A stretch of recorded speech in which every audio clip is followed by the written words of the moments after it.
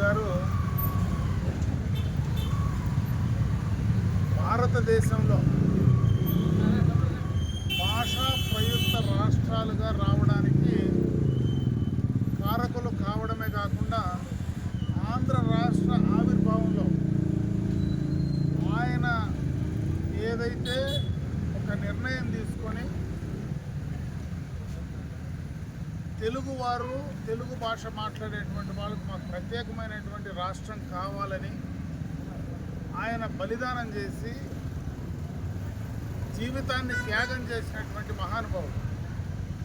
అటువంటి మహానుభావుడి యొక్క కొత్త రాష్ట్రం ఏర్పడిన తర్వాత ఆయన్ని గుర్తించి ఈరోజు ఈ యొక్క కూటమి ప్రభుత్వం 58 అడుగుల ఉన్నటువంటి కాంస్య విగ్రహాన్ని అదేవిధంగా అమరావతిలో రాబోయేటువంటి భావి తరాలకు రాజధానిగా ప్రపంచ దేశాల్లోనే ఒక ప్రత్యేకమైనటువంటి రాజధానిగా నిర్మితమైనటువంటి ఆ ప్రాంతంలో ఆయన యొక్క విగ్రహాన్ని ప్రతిష్ఠించి భావి తరాలకంతా కూడా ఆయన చేసినటువంటి ఏదైతే త్యాగానికి ఆయన ఈ రాష్ట్రానికి, ఈ ప్రజలకు, ఈ ప్రాంతానికి, భారతదేశానికి ఆయన ఏ రకమైనటువంటి త్యాగం చేశాడో భవిష్యత్ తరాలు దాన్ని గుర్తించడమే కాకుండా ఆయన ఆశయ సాధన కోసం ప్రతి ఒక్కరూ కలిసి పనిచేయాలనేటువంటి ఒక మంచి ఆలోచనతో ఆయన చేసినటువంటి నిర్ణయాన్ని ఈరోజు ఈ ప్రభుత్వం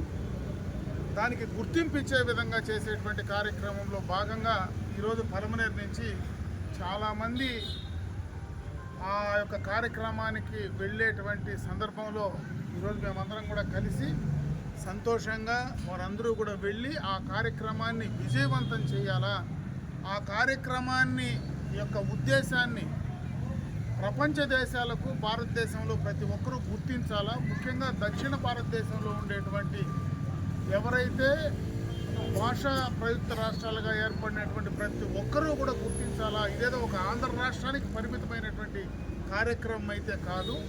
దక్షిణ భారతదేశం కానీ ఉత్తర భారతదేశంలో కానీ ఆయన చేసినటువంటి నిర్ణయం వల్ల ఈరోజు భారతదేశం మొత్తం కూడా మనం మాట్లాడేటువంటి భాషకు అనుగుణంగా మన భాషకు సంబంధించి మన ప్రాంతాన్ని మనం పాలించుకునే విధంగా ఈరోజు ఆయన వల్ల మనకి ఈ యొక్క కార్యక్రమాన్ని లబ్ధి చేకూరిందనేటువంటి విషయాన్ని, ఎందుకంటే గతంలో మనం మద్రాసు రాష్ట్రంలో ఉండేటువంటి వాళ్ళం, ఇక్కడ మనం తెలుగు మాట్లాడతాం, అక్కడ వాళ్ళు తమిళ్ మాట్లాడతారు.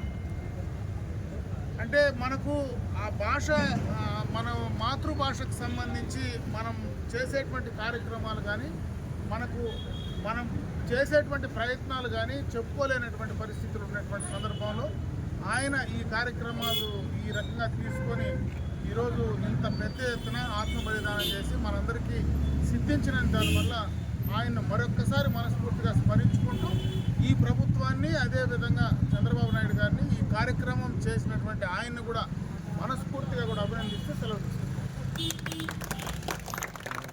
నమస్కారం. ఈరోజు మన పలమనేరు నియోజకవర్గం పలమనేరు పొట్టి శ్రీరాములు బజారు వీధి నుండి మన అమరజీవి పొట్టి శ్రీరాములు యొక్క 125వ జయంతి సందర్భంగా ఏర్పాటు చేసినటువంటి 58 అడుగుల కంస విగ్రహాన్ని ప్రతిష్ట కోసం పలమనేరు పట్టణం నుండి కూడా ఆరోగ్య సోదరిమణులు, అదేవిధంగా పలమనేరు పట్టణ ప్రజలందరూ కూడా ఈరోజు ప్రారంభమై మన ఎమ్మెల్యే గారి ఆధ్వర్యంలో బయలుదేరుతున్నాము. ఈ కార్యక్రమం అందరూ కూడా వచ్చి విజయవంతం చేయవలసిందిగా అందరినీ కోరుకుంటున్నాము.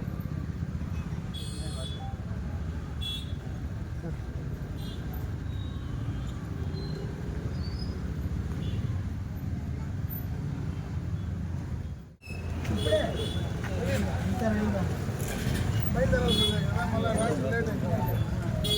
చిన్నగా బయలుదేరితే తెల్లారుదాం కదా పోవాలి. వస్తుంది. ముందరంటే కొంచెం లేట్గా పోయినా పర్లే. రోడ్డు బాగుంది, ముందు మాదిరి కాదు, త్వరగా వెళ్ళిపోతారు.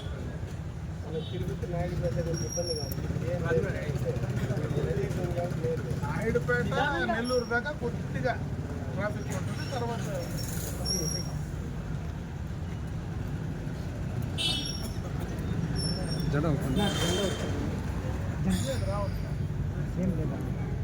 అమరజీవి పొట్టి శ్రీరాములు గారికి బలో పొట్టి శ్రీరాములు గారికి బలో అమరజీవి పొట్టి శ్రీరాములు గారికి బలో పొట్టి శ్రీరాములు గారికి బలో అమరజీవి పొట్టి శ్రీరాములు గారికి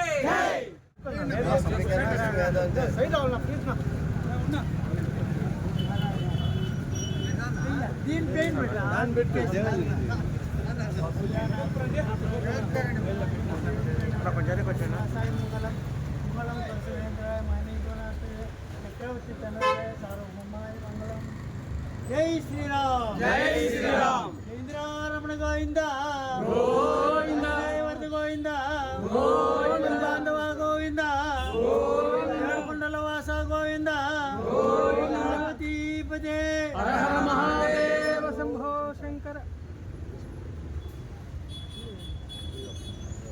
శ్రీ భద్ర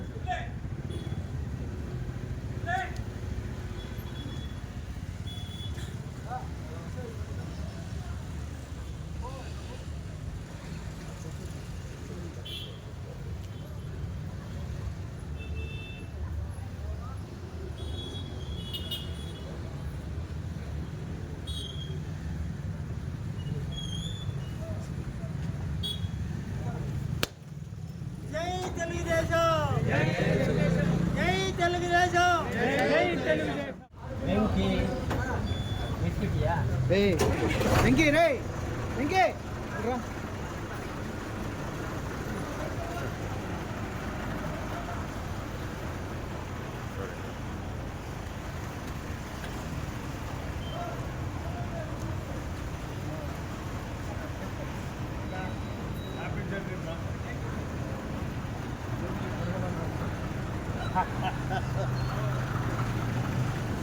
ఆయన ఒక్కడుంటే 100 మంది ఉంటారు.